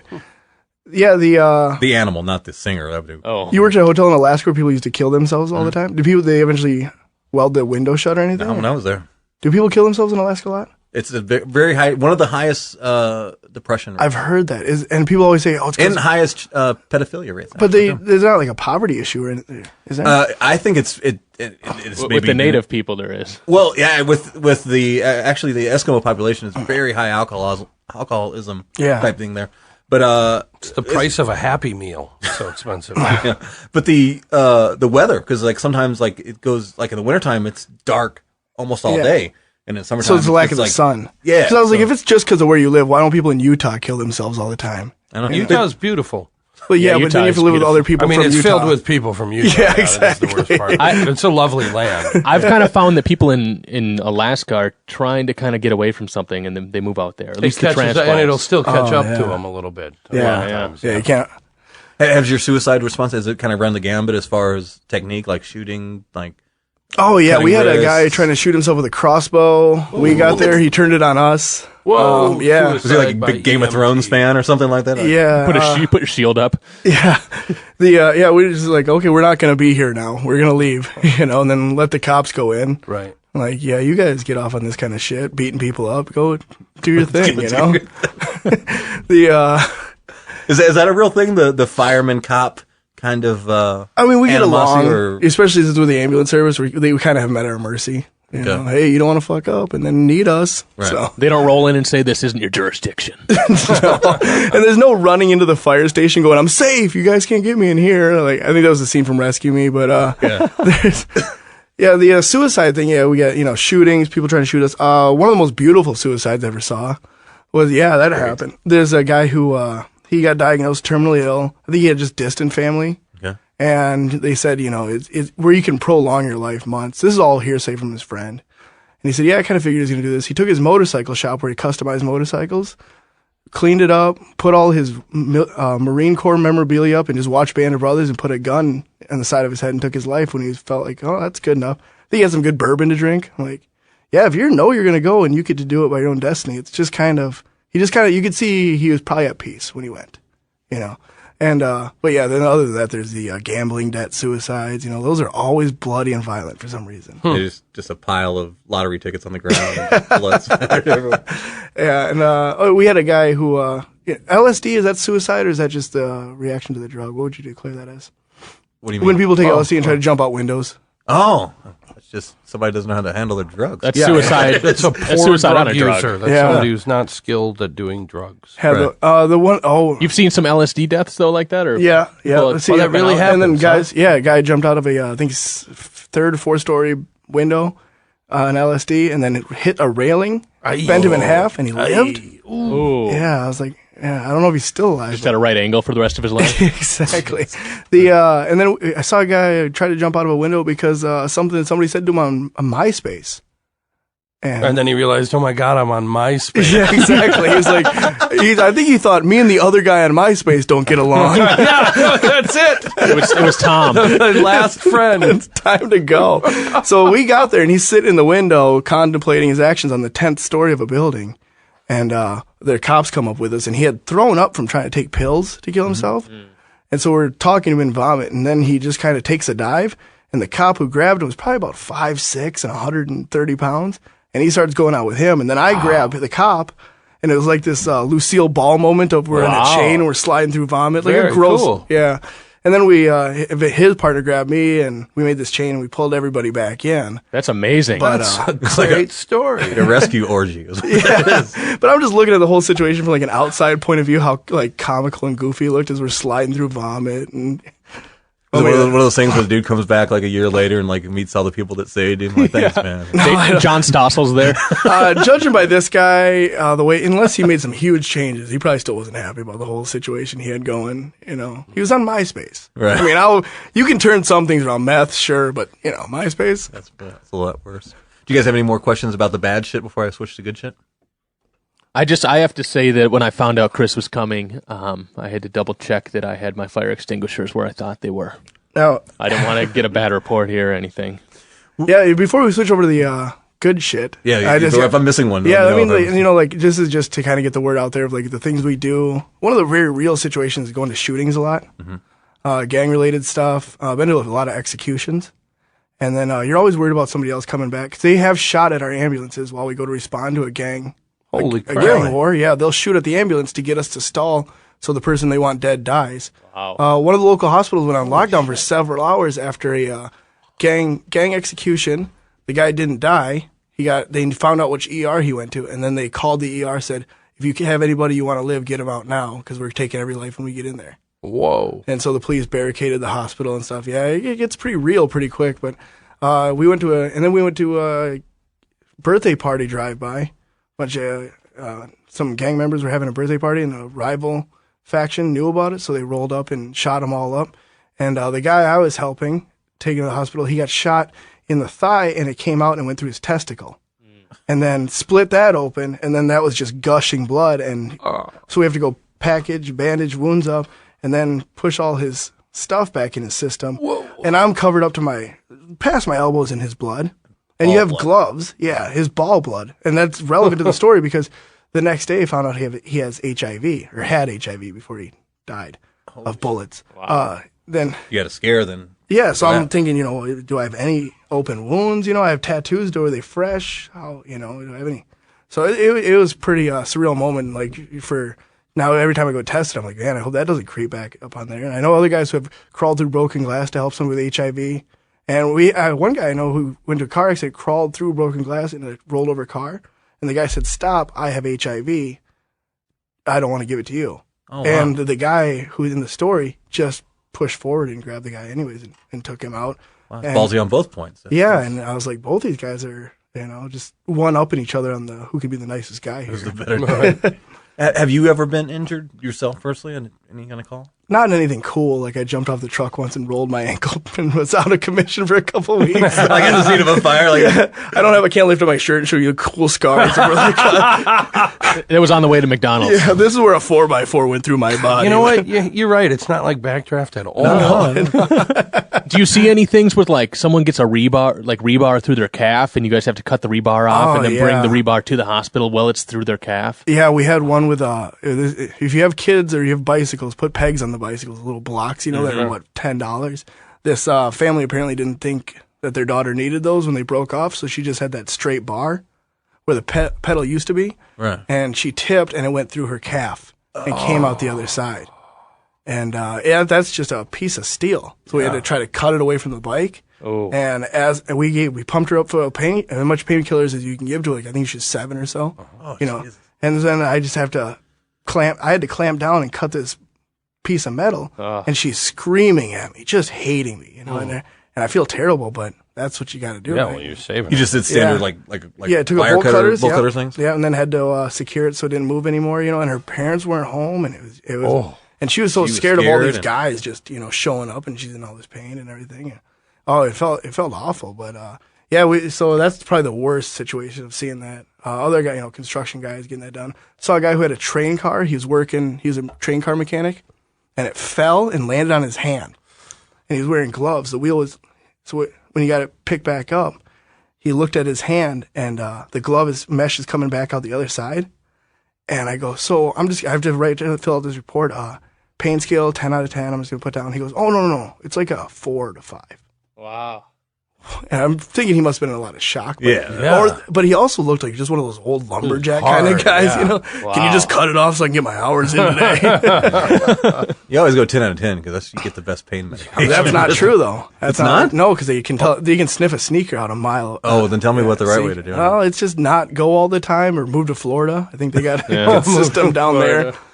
Yeah. Here's something I forgot to kind of off the subject, but I wanted to ask this is you always hear about the firemen doing the pranks on each other. Again, I'm referring just to movies and television. Yeah. That's where I get my knowledge from. Is that a real thing? Is there a lot of pranks going on? Yeah, you got 24 hours to just sit and Twitter. I think Xbox has helped, diminish that a little bit. But we got one guy who's notorious for hiding in places, and he'll just wait until he gets somebody. And he wore a lucha libre mask and a thong around the station one day, just looking for people to scare. So we found out he was deathly afraid of Ironically, clowns. not the gay guy. Not at all. Right. He was a straight guy. Yeah, not the I'm an air quotes gay guy. And then so we found out he's deathly afraid of clowns. And I got dressed up, and we had cameras going in the room, and I dressed up like a clown, and then just kind of chased him out. He just fetal positioned into the corner and started crying. Shit. And so they'll hide clown stuff around his room. Nice. So, Chris, have you had to respond to anything as a civilian? Hey, this guy gets knocked out at the state fair or something. Oh, yeah. I've had to do that a few times, but I'm always kind of like, I don't have any equipment and I don't really want to touch you. But, if it's really serious, I'll get on it. But usually it's like diabetics who are out and people are like, yeah, he's starting to act weird. I'm like, I'll just hurry up and get him some sugar and get, a medic unit out here or whatever. Or, I saw a guy, an old man, old men wear 9 pieces of clothing in July. Yeah. Yeah. And he slipped and fell and he busted his face up pretty good. And I was, at least, there were some people who had a first aid kit and I was able to help him out with that. But yeah, it happens. But then around here, especially, it seems like you get doctors who are everywhere. And so you'll be like, oh, who are you trying to help this guy that I'm already helping? Oh, I'm a doctor. Okay, I'm an idiot. I'm just going to You want me to go get you coffee? What do you need? Yeah, right. Whole deal. What's in on the positive stories? And when's like you have like one kind of centerpiece story that was like you helped somebody, you guys saved somebody, or was it really a happy ending-esque type thing? A lot of those on the medical side come. I don't really know what families do after we put out the fire. We go. Sometimes they'll bring us baked goods. You do seem to have like a pretty good knowledge of the background on the people and the follow up as well. Yeah, they'll come by and a lot of times they'll bring us like snacks, that shows appreciation on fires. But as far as the medical side, you can get follow ups on your patients. Mm-hmm. And I've had some we've had several people, their heart just quit and have brought them back before we even got to the ER. I can think of like 3 examples. One guy was going to a wedding, and the wedding was like in a week, and he was traveling, and it was his daughter's, I think, and he went down, his heart stopped. We got him back to life and brought him to the ER, and he was able to make his daughter's wedding in time and everything too, which was cool. Yeah, one of the saddest stories for you, Joey. I got to share a sad story. We went to a grow house. The guy put his grow lamps too close to the ceiling. Idiot. Yeah, and he burned up $200,000 worth of plants. God, if I were him, I would tell my other drug people I got busted. And then that would be less embarrassing. Yeah, and I try to be a solid guy. When the cops showed up, they have to go through it, but I'm like, yeah, it's really no big deal. Just let it go. They're like, it's $200,000 worth of plants. Not anymore. It's not. Yeah, not anymore. There's 20 value zero. They told me there's 20 plants in there and the 20 plants would have been like $10,000 each because they're really tall or something. They always jack up the price. I think they do that because of the street. legal system, right? Like you can get charged more the more it's worth. And they make themselves feel better about we took this much off the streets. Yeah. Drugs on the table. Actually, we do get the inside scoop on how cops feel a lot because we end up drinking or whatever. Not a lot of cops against weed anymore. A lot of them hate making those busts. Not a lot of humans against weed anymore. Right, exactly. Yeah. And also cops. I didn't make that distinction. I'm sorry. Totally. But yeah, I remember that, and I was going to share that one with you. That's kind of, That makes me a little tear in my eye. It was. Were you guys like totally fucked up from the smell of the smoke coming? No, we still had the mask and everything. But you should have seen guys pulling that mask off. You could see guys staring longingly, just in that half daydream, half trying to figure shit out of like, how can I take this right now without anybody looking in my pockets? I'm going up north for a 4-day next week. So, do you guys get drug tests? Good question. Boy, I probably shouldn't say because people won't like the answer one way or the other. No. If someone's get you trouble, don't answer whatever you. Yeah. Wow, you guys Filter don't free, get but we them. don't want to fall back on you free time the shit. Yeah. You don't want to see like a sudden change in policy because of something I said. Like, sorry guys, Right. But you get a drug test when you come on. If something happens on the job, some medical thing, then you get the drug test? Yeah, there are reasons to give people drug tests, but it's not like I think like Walmart or whatever evil factions that you can work for, will just spring it upon you because they're dicks. Right. It's nothing like that. If it's fireman union? Yep. It's nationwide. There's a national union and a state union and a local union. It's the Firefighters Union, or what's it called? There's the International Association of Firefighters, and then there's Minnesota Professional Firefighters Union, and then there's your local. But like most unions, you won't get tested unless there's a reason to believe you should be tested. Okay, gotcha. I had one more. Do you guys have anything else? I got one last question, and that was the thing. No, go ahead. Okay. Last thing I had was just any potential advice for anybody who's listening who would looking at a career in firefighting. Anything like I'm sure like the physical side, the sooner you start getting yourself physically ready, the better it's going to be. Have a lot of cardio. It's not about being a big bench presser or big weightlifter guy. Have a lot of cardio. That's going to have strong legs. Just like if you were training to be an actual athlete. I'm out. Get your EMT license. If you feel okay about joining the military, join the military. That's going to help a lot. You're not going to get a fire job before you're 22 for the most part. So you may as well take that time to get your vet points and try to play the system that way. If you're a gay Vietnamese woman, apply. I think you've already got the job. That's a demographic they're trying to tap into? They're always trying to, it's a city job. It's a government job. They are trying to fill certain quotas of groups for certain people, and that is very, it's pretty transparent that's going on. You do stand a better chance, I guess. But now at the same time I say that, don't think like you walk into any given fire academy and it's like, 98% black guys, women, and Hispanic guys. It's still mostly white guys. So you have a more than reasonable shot no matter who you are, of getting on the job. Just be in shape, get your EMT or paramedic license, and be willing to move. Most guys on most departments aren't local. It's so tough to get the job. Like I said, there's 4,000 applicants when I took it. It's so tough. When to you say get 4,000, you're talking about just 4,000 for the city that you work in? Yeah. Wow. Yeah. So your numbers are pretty low. So there's probably people out of state that are applying. Yeah. There's people who spend years. I talked to guys who were they applied over to 30 departments, 40 departments. Now the one This is after they've already gone through the process of the EMT, they've got the academy stuff. Yep, just waiting to get a job somewhere. Waiting to land that job. And but those guys are never military guys, and that's why I say if you feel like you can go be an Air Force gym attendant for a few years and get your vet points, do whatever you got to do. I hope so. Be a drone pilot, and you could check out Joey's stuff. And Anything we left out? Anything? I do have one quick go ahead, question. please. We got time. What is the reputation nationally for Minnesota's firefighters? Are we respected? And, Oh, yeah. And what state is sort of known as having the best, and which state the worst? Do you well, know? yeah, Anybody stand out? that's kind of there's always gonna be that New York bravado, Right. But I don't think you're gonna meet a New Yorker who's like, we're good at not this. We're Right. not a lot of modest New Yorkers. So. Right. But yeah, we stand really reasonable. Most Firehouse magazines have us being one of the busier companies, one of the fastest response times in the country. I think in the area I work in, I think it's under 2 minutes is the average. Oh, wow. Yeah, and then from the time we get dispatched to the time we get there, and then we have one of the biggest metro areas in the country, so everybody knows the area at least, even though it's kind of flyover country technically.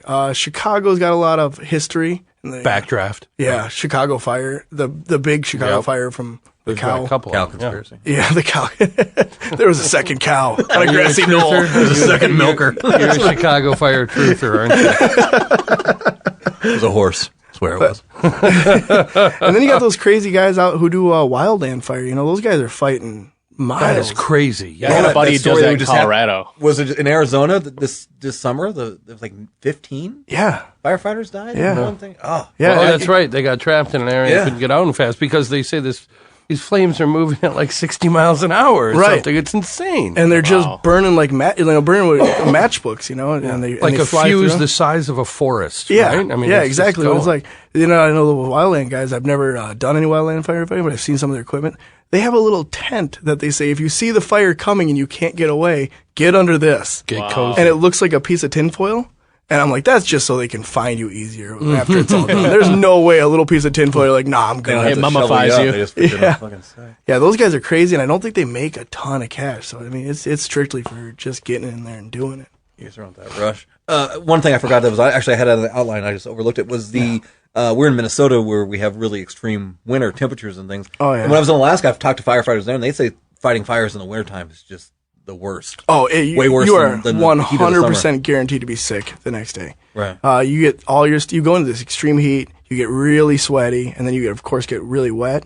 You come outside to change out bottles or whatever, and everything just freezes immediately. You get frostbite. Oh, guys getting frostbite all the So time. it definitely ups the difficulty level of what you're doing. Yeah, and then all the water freezes when it's running back out of the house. So guys will break legs, go out with back injuries. Every winter, guys are just getting messed up. Didn't even think about that. Yeah, That's crazy. it's funny too. It's become so common in the winters that if there's steps that are icy, there's some assholes who'll just go, "Hey, watch this! Watch everybody come out. They're gonna fall and land on their ass." Yeah, it does get worse. One thing to talk about if we want to talk about safety points in the winter. Yeah, please. If somebody falls in, Because there's more fires in the wintertime, too, right? It was Christmas stuff. And this is all decorations. frozen lakes and bodies of water and stuff.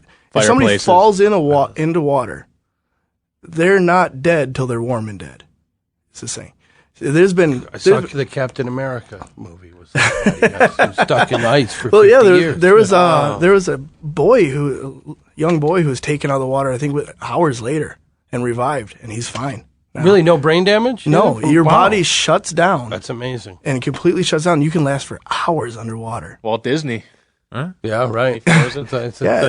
So never write somebody out. If you're one of your friends are out and they fall in the water, just keep going until they're warm and they've been pronounced. Because unless they fall in water with like a Pepsi bottle stuck on their dick, just let that motherfucker sink to or his if death. a Sharknado rises out of that water, then don't worry about it. Good. Well, good shit. Anything else at all? Any message to the good citizens of the country as far as dealing with firemen or anything like that you want to share? That any misconceptions you want to dispel? Well, we don't want your baked goods. You want fruit baskets? Thanks, but I've seen way too many houses with way too many cats. But the appreciation is nice. And, I was in the military, and there's a lot of people who are, oh, thanks for your service. And I kind of just, yeah, whatever, But with the firefighting thing, there's a lot of people who really, really hate us, and they're very outspoken about it. Really? Yeah, there's how do you hate a fucking fireman? Well, it ranges. It actually comes from all groups. A lot of jealous husbands. Oh, well. There's a lot of people who hate us because they think we're a waste of tax money. There's a lot of people who, and I'm just gonna go ahead and say that I'm sort of libertarian leanings, but I know that there's essential services. Like, I don't want to ride a gravel road. I don't want my house to get on fire and I just go, oh shit. I know there's and so there's people who hate us because they think we're a waste of tax money. There's some people hate us because they've dealt with an asshole fireman before, and they think we all represent the same culture. And to some people, we are the grown-up version of the jocks from school, apparently. They just see us, and they hate us, and they think we're all misogynistic animals. And, there's all different walks of life, so, But it's only stupid bitches say that, dude. It's mostly queers, with their scarves and whatnot. I actually like you guys because of all those things that people hate you. Guys, I want to hang out with. Way better than cops. Most people do likes, but it's always nice. And if you you don't have to say thanks or whatever, but just wave. Have your kids wave. That's one of the best things, when you see. And if you're a woman and you have no kids, just show your tits. If you're a woman, if you have kids and you have tits, we're show them anyways. That's always appreciated. I'm sure the gay and female I can't believe that firefighters. some people think firemen are misogynist assholes. Yeah, what the hell? They're queers. They just want to look at tits. Does that make you a misogynist just because you're telling strange women to show you their tits? No, Come on, everybody I think it loves is. tits. Yeah. Even gay men love tits. I don't love my Matt tits. Iverson told me that. Do they? Is that it? I guess. I should have asked me that when I interviewed. That's funny. All right. Well, thank you, Chris. Thank you very much for coming thanks for having me on. It I was really super fun. appreciate it. It's definitely going to be When a I'm fun unemployed after this, will you hire me for something? episode. Oh, you can be an intern. Yeah. Sweet. Sweet. You can do that. And Gus, thank you for coming in and Thanks for having being the co-host. And just a quick reminder again, if anybody's in the St. Cloud area on October 11th. October 11th. That's correct. Yeah. 8 p.m. Friday. Both Gus will be headlining. I will be featuring at the red carpet. So come out and see us there, and we'll talk about firemen behind their back when they're not in the room with us. All right. There we go. Another classic episode of the Filter Free Amerika podcast is now coming to a close. Oh, man. It's I can't tell you that I was like a super close friend with Gus, but I was a friendly acquaintance with him. We shared plenty of cannabis together. As we talked about in the episode, we performed together. I learned a lot from him, and I don't know. I really like that dude. I really think there was a significant change in the Twin Cities comedy scene when he left. Maybe not everybody would agree with that, but I do, and it sucks that he's gone. I'm really happy that all of you got a chance to listen to him. I hope he made you laugh a little bit. And I'm going to hurry up into this episode because I'm already blubbering already. What am I going to say at the end? Oh, yeah, that's right. Make sure you spade neuter your pets and children. Make sure you keep seeking the truth. And make sure you, anybody that you like in life, that you love in life, that you care about in life, let them know how you feel about them. Let them know that they're an important person in your life for the off chance that they ever, leave too soon. I will talk to you guys in the next episode. Bye.